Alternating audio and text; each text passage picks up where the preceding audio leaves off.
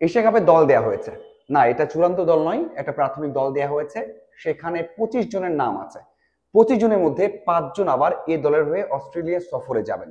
সেই 5 জন এশিয়া কাপের দলে আসতেও পারেন যদি খুব বেশি প্রয়োজন পড়ে, আর তা না হলে ওই যে বাকি 20 জন সেখান থেকে এশিয়া কাপের দলটা দেয়া হবে।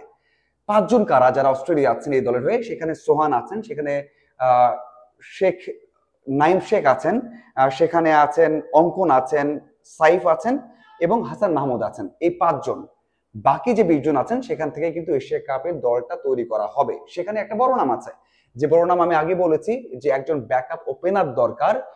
সেই ওপেনিং স্পটের জন্য 2 জন আছেন, একজন হচ্ছেন শান্ত আর একজন সৌম্য।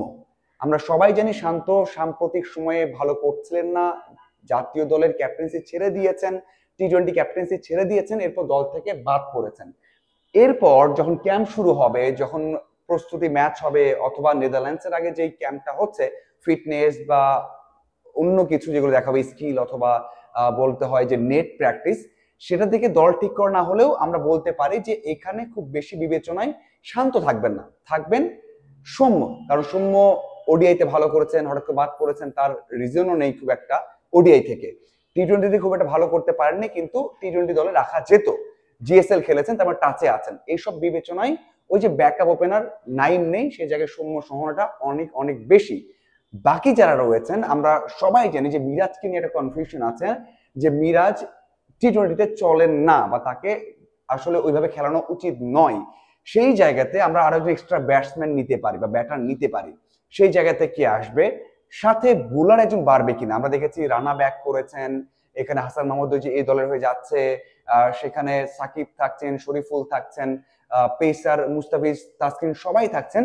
তো এখানে পেসার 4 জন অথবা 5 জন কে, সাইফুদ্দিন সহ 4 জন নাকি সাইফুদ্দিন সহ 5 জন যাবে, এসব বিষয় দেখা আছে অবশ্যই বা দেখবে। তবে আমার মনে হয় যে খুব বেশি পরিবর্তন হবে না। এই 20 জনের মধ্যে যদি আমরা 15 জনকে চুজ করি, সেখানে আমরা জানি যে পেস ডিপার্টমেন্টে অনেকেই রয়েছেন, সেখান থেকে 3 জন হয়তো বাদ করবে, 2 জন বাদ করবেন। স্পিনে আমরা তানভীর অথবা নাসুম, 2 জনই আছেন ক্যাম্পে, একজন থাকবেন। এর মধ্যে মিরাজ যদি না থাকেন তাহলে একজন ব্যাটারকে আমরা এক্সট্রা দেখতে পারি। তো সেই দিক থেকে আমার মনে হয় এই স্কোয়াডটা, আমরা তো অনেক সমালোচনা করেছি, কথা বলেছি, সেই দিক থেকে মনে হয় যে এই স্কোয়াডটা ভালো হয়েছে। এই 25 জন ছাড়া তো আর টিম নেই, ভালো প্লেয়ার নেই, এই 25 জন থেকে তোমাদের বেছে নিতে হবে।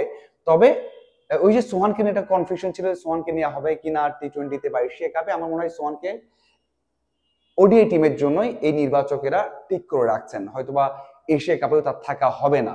সেই দিক থেকে বলবো যে এই স্কোয়াডটা ভালো, তবে সবকিছু বিবেচনা করে আমার মনে হয় যেটা নেদারল্যান্ডসের বিপক্ষে সিলেটে প্রস্তুতি সিরিজ আছে বা ইন্টারন্যাশনাল সিরিজ আছে, ওখানেই পুরো দলটা ঠিক করা হবে, কম্বিনেশন ঠিক করা হবে। সেখানে হয়তোবা সোমের 3টে ম্যাচ খেলার সম্ভাবনাই বেশি। ওখানে 20 তারিখ থেকে ক্যাম্প শুরু করবে, বাংলাদেশ ঢাকাতে 3 থেকে 4 দিন ক্যাম্প করবে, এরপরে তো বাংলাদেশ দল সিরিজ খেলবে নেদারল্যান্ডসের বিপক্ষে। আপনার কি মনে হয় কারা থাকতে পারে ওই যে 3টে স্পট? সৌম্য নাকি মিরাজ, নাকি ওখানে সাইফুদ্দিন থাকবেন, নাকি 5 জন স্পেশালিস্ট বোলার থাকবেন, নাকি অন্য কোনো কম্বিনেশন আপনার মনে হয় ভালো হবে? অবশ্যই জানাবেন। ধন্যবাদ সবাইকে সহায় থাকার জন্য।